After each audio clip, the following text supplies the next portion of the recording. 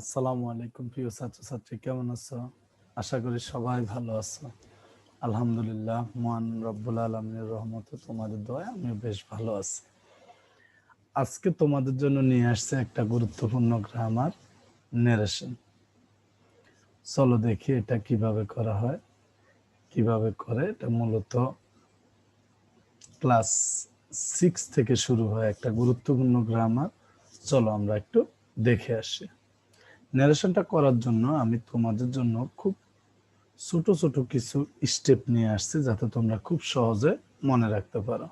Step ওয়ানটা একটু দেখো। স্টেপ ওয়ানে কি আসছে? স্টেপ ওয়ানে আমরা বলেছি ন্যারেশন। ন্যারেশন অর্থ হচ্ছে উক্তি। কোনো বক্তা বা কোনো ব্যক্তি যখন কোনো কিছু বলে ওটাকে আমরা ন্যারেশন বলি। তাহলে কি বলা যায়? বক্তা যাই বলে তাই হলো ন্যারেশন বা উক্তি। ন্যারেশন দুই প্রকার। ন্যারেশন দুই প্রকার। কি কি দেখো? একটা হচ্ছে ডিরেক্ট ন্যারেশন বা প্রত্যক্ষ উক্তি, আর একটা হচ্ছে ইনডিরেক্ট ন্যারেশন বা পরোক্ষ উক্তি। এখন ডিরেক্ট আর ইনডিরেক্ট ন্যারেশনটাকে যদি আমরা একটু এক্সাম্পল দিয়ে বোঝানোর চেষ্টা করি, যেমন রনি জনিকে বলছে, কি বলছে? আমি স্কুলে যাই। এখন তোমাকে আমি জিজ্ঞেস করলাম বা কেউ জিজ্ঞেস করলো যে রনি জনিকে কি বলছে, তুমি তখন বললা কি যে রনি জনিকে বলছে আমি স্কুলে যাই। তখন একটা এই যে রনির কথাটা তুমি সরাসরি বললা, কোনো প্রকার না পাল্টিয়ে বা কোনো ব্যতিক্রম না করে তুমি যে বললা, এটাই হচ্ছে প্রত্যক্ষ উক্তি। এখন এটাকে আরেকটু বোধগম্য করার জন্য, আরেকটু সহজ করে বোঝার জন্য তুমি যদি জিনিসটাকে একটু পরিবর্তন করে যদি বলতে যে রনি জনিকে বলছে যে সে স্কুলে যায় বা যাবে, তখন এটা হয়ে যাচ্ছে ইনডিরেক্ট ন্যারেশন। তাহলে আমরা কি বলতে পারি? বক্তার বক্তব্যকে পরিবর্তন ছাড়া যে ন্যারেশন, সেটাকে আমরা বলি ইনডিরেক্ট ন্যারেশন। আর বক্তার বক্তব্যকে বোধগম্য করার জন্য, আরো ভালোভাবে বোঝার জন্য আমরা যে ন্যারেশন করি একটু পরিবর্তন করে, সেটাই হচ্ছে ইনডিরেক্ট ন্যারেশন। এখন একটু সংজ্ঞায়িত করার জন্য আমরা কিভাবে বলতে পারি? যখন কোনো ব্যক্তি অন্যের বা তার নিজের ভাষ্যকে হুবহু প্রকাশ করে, তখন তাকে ডিরেক্ট ন্যারেশন বলে। এক্সাম্পল হিসেবে আমরা কি বলছি? She said I will go home. এখানে সে যেভাবে বলছে এভাবে। আরেকটা example, Mina said I went home yesterday. এই দুটোই কিন্তু আমাদের ডিরেক্ট ন্যারেশন। এরপরে আসো, এখানে আরেকটা দেখো। এবার আমরা যদি আরেকটু জানতে চাই, তাহলে ইনডিরেক্ট ন্যারেশনটা তখন কি হচ্ছে? যখন কোনো ব্যক্তি অন্যের ভাষ্যকে নিজের মতো করে বলেন বা প্রকাশ করেন, তখন তাকে ইনডিরেক্ট ন্যারেশন বা প্রত্যক্ষ আহ উক্তি বলে। আবার ইনডিরেক্ট স্পিচও বলে। এখন দেখো এখানে কিছু এক্সাম্পল। ডিরেক্টে বলছে she said I will go home. এটা দেখো ইনডিরেক্টে কি বলছে? শি সেড দ্যাট শি, ওই যে দেখো আইটা পাল্টে দিয়েছে, উইলটা পাল্টে দিয়েছে, তাহলে শি উড গো হোম। তাহলে এটা একটু পরিবর্তন করছে, এই কারণে এটা হচ্ছে ইনডিরেক্ট ন্যারেশন। তাহলে আরেকটা example, Mina said I went home yesterday. এখানে কি বলছে? Mina said that she had gone home the previous day হবে। তাহলে এখানে দেখো কি বলছে, একটু খেয়াল করো। আচ্ছা, ডিরেক্টে বলছে Raju said I can go home alone. ইনডিরেক্টে বলছে Raju said that he could go home alone. এভাবে অনেকগুলো এক্সাম্পল তোমরা সামনে দেখবে, এবং এভাবে স্টেপ ওয়ান শেষ। দেখছো কত ছোট ছোট করে তোমাদের জন্য স্টেপ গুলা করছি। আচ্ছা, স্টেপ টু তে দেখো। স্টেপ টু তে কি বলছে? একটি ডিরেক্ট ন্যারেশনের প্রধান দুটি অংশ। কি কি প্রধান দুটি অংশের মধ্যে? একটা হলো দেখো ইনভার্টেড কমার বাহিরের অংশ, এটাকে আমরা বলতেছি ইনভার্টেড কমা। আর ইনভার্টেড কমার বাহিরের অংশ আরেকটা হচ্ছে কি ইনভার্টেড কমার ভিতরের অংশ। এটা অন্য নামও আছে, আমি জাস্ট তোমাদেরকে বোঝানোর জন্য, একটু সহজভাবে বোঝানোর জন্য দেখাচ্ছি। ইনভার্টেড কমা দেখো, ইনভার্টেড কমার বাহিরের অংশটাকে বলে রিপোর্টিং ভার্ব, আর ইনভার্টেড কমার ভিতরের অংশটাকে বলে রিপোর্টেড স্পিচ। ক্লিয়ার না? দেখো তারপরে এখানে আমরা বলছি ইনভার্টেড কমার বাহিরের অংশে যে ভার্ব থাকে তাকে বলে রিপোর্টিং ভার্ব। এখানে একটা ভার্ব থাকে, এক্সাম্পল দিলে তোমরা বুঝবা। আর ইনভার্টেড কমার ভিতরের অংশকে আমরা বলি রিপোর্টেড স্পিচ। তাহলে এখানে দেখো ন্যারেশনের দুটি অংশ যদি আমরা এভাবে দেখি, কি কি, একটা হলো রিপোর্টিং ভার্ব আর একটা হচ্ছে রিপোর্টেড স্পিচ। একটা এক্সাম্পলের সাহায্যে যদি দেখি, মিনা সেইড রাজু, অনেকে সেইড টু বলে, said to Raju I went home yesterday. তাহলে এখানে দেখো সেইড যেটা হচ্ছে সেটাই হচ্ছে রিপোর্টিং ভার্ব, আর রিপোর্টেড স্পিচটা হচ্ছে এই যে আই ওয়েন্ট হোম ইয়েস্টারডে। এখন দেখো একদম সুন্দর করে তোমাদেরকে আমি একটু দেখানোর চেষ্টা করেছি। এখন দেখো এখানে কি বলছে, রিপোর্টিং ভার্বটা কোনো ব্যক্তি যে ক্রিয়া বা ভার্ব দিয়ে কোনো বক্তার বা নিজের বক্তব্য শুরু করে তখন তাকে বলে রিপোর্টিং ভার্ব। যেমন Mina said to Raju I went home yesterday. তাহলে এখন তুমি নিজেই বুঝবা, তোমাকে যদি জিজ্ঞেস করা হয় সেইড টু কি, তুমি সহজে বলতে পারবা যে সেইড টুটা হচ্ছে রিপোর্টিং ভার্ব। আর আই ওয়েন্ট হোম ইয়েস্টারডে এটা কি, এটা হচ্ছে রিপোর্টেড স্পিচ। তাহলে এখানে দেখা যাচ্ছে কি মিনা কথা শুরু করেছে সেইড টু ভার্ব দিয়ে, সুতরাং সেইড টু হচ্ছে রিপোর্টিং ভার্ব। আর ইনভার্টেড কমার ভিতরে কি আছে, ইনভার্টেড কমার ভিতরে আছে রিপোর্টেড স্পিচ। এটা সাধারণত আমরা কি বলি, এটা ইনভার্টেড কমা ভিতরে থাকে।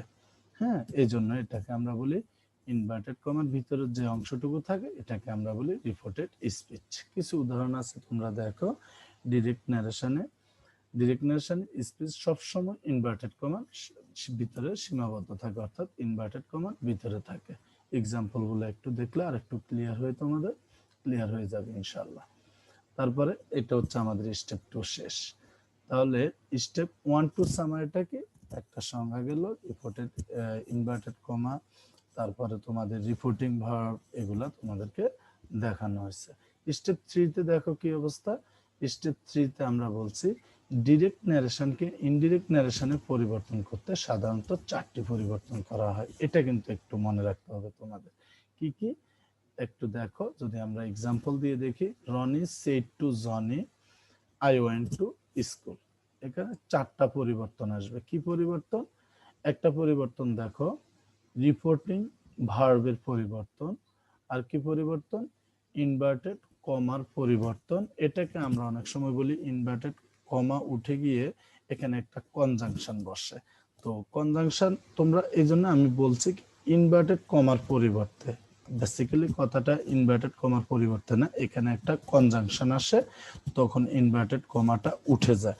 আর ওই জন্য যাতে তোমরা সহজে বুঝতে পারো এই জন্য আমি তোমাদেরকে একটু দেখাচ্ছি যে ইনভার্টেড কমার পরিবর্তন। আরেকটা পরিবর্তন কি দেখো, আরেকটা পরিবর্তন, এটাকে পার্সনের পরিবর্তনও বলে, অনেকে সাবজেক্টের পরিবর্তনও বলে। তাহলে এটা হচ্ছে পার্সন বা সাবজেক্টের পরিবর্তন। আরেকটা পরিবর্তন কি, আরেকটা পরিবর্তন হচ্ছে ভার্বের পরিবর্তন, অথবা অনেকে টেন্সেরও পরিবর্তন বলে।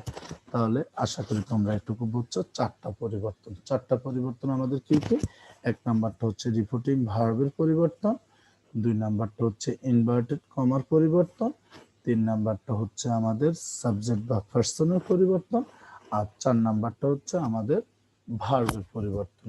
আমরা যখন একটা সেন্টেন্স দেখব, যদি দেখি যে মিনিমাম এই 4টা পরিবর্তন আমাদের সেন্টেন্সে হয়ে গেছে, তাহলে আমরা বুঝে যাব যে আমাদের ন্যারেশনটা হয়ে গেছে ইনশাআল্লাহ। তাহলে এরপরে দেখো, এখানে দেখো স্টেপ 3 আমাদের শেষ। আচ্ছা, তারপরে আবার দেখো কি বলছে, ডিরেক্ট ন্যারেশনকে ইনডিরেক্ট ন্যারেশনে পরিবর্তন করতে পরিবর্তন 1 রিপোর্টিং ভার্ব এবং পরিবর্তন 2 হচ্ছে ইনভার্টেড কমা। আমাদের মনে আছে কিনা, আমরা বলছি পরিবর্তন 4টা, তার মধ্যে প্রথমটা হচ্ছে ইনভার্টেড কমা, আর দ্বিতীয়টা হচ্ছে প্রথমটা হচ্ছে রিপোর্টিং ভার্ব, আর দ্বিতীয়টা হচ্ছে ইনভার্টেড কমা। এই দুইটা পরিবর্তন হবে বাক্য অনুযায়ী। আমরা জানি বাক্য কয় প্রকার আমরা জানি, তারপরে তোমাদেরকে আবার মনে করিয়ে দিচ্ছি। ইংরেজি বাক্যকে আমরা প্রথমে বলতেছি 5 প্রকার, যেমন অ্যাসার্টিভ, ইন্টারোগেটিভ, তারপরে ইম্পারেটিভ, অপটেটিভ এবং এক্সক্লামেটরি। তুমি যখন পরিবর্তন করতে যাবে তখন দেখা যাচ্ছে এই যে রিপোর্টিং ভার্ব এবং ইনভার্টেড কমার যে ওই যে কনজাংশন যেটা বললাম, এটা 5টা বাক্যে 5 রকম হয়, যার কারণে এটা দেখে নিলে আমাদের একটু সহজ হবে। তাহলে পরিবর্তন বাক্য অনুযায়ী হয়। যেমন অ্যাসার্টিভে কি পরিবর্তনটা হয়, এটাকে আমরা যদি বলি স্টেপ 4.1, এখানে দেখো অ্যাসার্টিভে রিপোর্টিং যে ভার্ব আসবে, এখানে সেড অথবা সেড টু, সাধারণত সেড টুই হয়। যদি যেটাই আসুক এখানে আমরা হয় সেড দিব অথবা সেড টু থাকলে টোল্ড দিব। তারপরে দেখো ইনভার্টেড কমার পরিবর্তে দ্যাট বসে, অর্থাৎ কনজাংশন হিসেবে এখানে দ্যাট বসে এবং দ্যাটের সাথে সাথে সাবজেক্টটা চলে আসে। আচ্ছা, তারপরে দেখো আমরা কিভাবে অ্যাসার্টিভটা সাধারণত বুঝবো, অনেকগুলো নিয়ম আছে। তারপরে শুধু একটু নরমালি যদি বলি, দেখি বাক্যের শেষে ফুল স্টপ দেখে এবং বাক্যের ধরন দেখে সহজে অ্যাসার্টিভ সেন্টেন্স চেনা যায়। আচ্ছা, এবার যদি আমরা এক্সাম্পলে যাই, দেখো এক্সাম্পলে বলছে she said to Roni I go home. ব্যাস, দেখো শেষে ফুল স্টপ আছে, এটা অ্যাসার্টিভ। তাহলে সেড টু এর পরিবর্তে কি হচ্ছে, দেখো টোল্ড। রনি তো রনির ওখানে আছে, ইনভার্টেড কমার বদলে এখানে দ্যাট। আই হচ্ছে শি, গো হচ্ছে ওয়েন্ট। ভার্ব এবং পার্সনের পরিবর্তন পরবর্তী স্টেপে দেখাচ্ছে। তোমরা শুধু আগে দেখো যে প্রথম দুইটা পরিবর্তন, যে রিপোর্টিং ভার্ব এবং ইনভার্টেড কমাটা কিভাবে পরিবর্তন হয়, এটা হলো অ্যাসার্টিভের বেলায় পরিবর্তনটা। এখন দেখো অ্যাসার্টিভের এরকম আমরা বেশ কিছু, এখানে অ্যাসার্টিভের 4টা পরিবর্তন দেখো। ওই যে বললাম প্রথমে যে একটা ন্যারেশনের 4টা পরিবর্তন হয়, তাহলে অ্যাসার্টিভে দেখো 4টা পরিবর্তন কি হয়েছে। আমরা এখানে এক্সাম্পলটা দেখো, Roni said to Johnny I went to school. তাহলে এই একটা পরিবর্তন রিপোর্টিং ভার্বের পরিবর্তন, আরেকটা পরিবর্তন ইনভার্টেড কমার পরিবর্তন, আরেকটা পরিবর্তন পার্সনের পরিবর্তন, আরেকটা পরিবর্তন দেখো ভার্বের পরিবর্তন। এখন দেখো তোমার এটার সাথে হুবহু মিলে গেছে। রিপোর্টিং ভার্বের বদলে আমরা টোল্ড দিলাম, ইনভার্টেড কমার বদলে আমরা দ্যাট দিলাম, এরপরে পার্সনে আমরা হি আসছে, আই যেহেতু আছে হি, এখানে পার্সনের পরিবর্তনটাও আমরা পরবর্তী স্টেপগুলোতে ইনশাল্লাহ দেখাবো। তারপরে আসো ভার্বের পরিবর্তন, এখানে ওয়েন্ট আছে, এটা ভার্বের ভি2, তাহলে হেড প্লাস বি3 হয়, এটা আমরা পরবর্তীতে দেখাবো। আমি জাস্ট তোমাদেরকে দেখালাম যে অ্যাসার্টিভের 4টা পরিবর্তন কি কিভাবে হয়, তাহলে ইনশাল্লাহ তোমরা খুব সহজে বুঝে গেছো আশা করি। তারপরে দেখো এবার আমরা এখানে অ্যাসার্টিভের কয়েকটা এক্সাম্পল দিছি, তোমরা এক্সাম্পল গুলো দেখলে খুব সহজে বুঝে যাবে। আমি 1 নম্বরটা তোমাদের জন্য দেখা দিচ্ছি। Mina said to Raju you went to school with your teacher. তাহলে দেখো এখানে অ্যান্সারটা কি হচ্ছে, ডিরেক্ট থেকে ইনডিরেক্টে মিনা সেড টু হচ্ছে টোল্ড, রাজু তো রাজুই আছে, ইনভার্টেড কমার বদল দ্যাট, আর এখানে হি আসছে, ইউ ওয়েন্ট হচ্ছে বি2, এভাবে সেন্টেন্সটা শেষ। এভাবে তোমাদেরকে আরো বেশ কিছু এক্সাম্পল আমি এখানে দেওয়ার চেষ্টা করছি, তোমরা একটু যদি সুন্দর করে দেখে নাও, বুঝে নাও, আশা করি তোমরা সহজে অ্যাসার্টিভেটটা বুঝবা। আজকের জন্য ক্লাসটি এখানেই শেষ। পরবর্তীতে অন্য অন্য সেন্টেন্সের ন্যারেশন নিয়ে যাতে তোমাদের কাছে আসতে পারি, আমার জন্য দোয়া করো, আমিও তোমাদের জন্য দোয়া করব। আসসালামু আলাইকুম।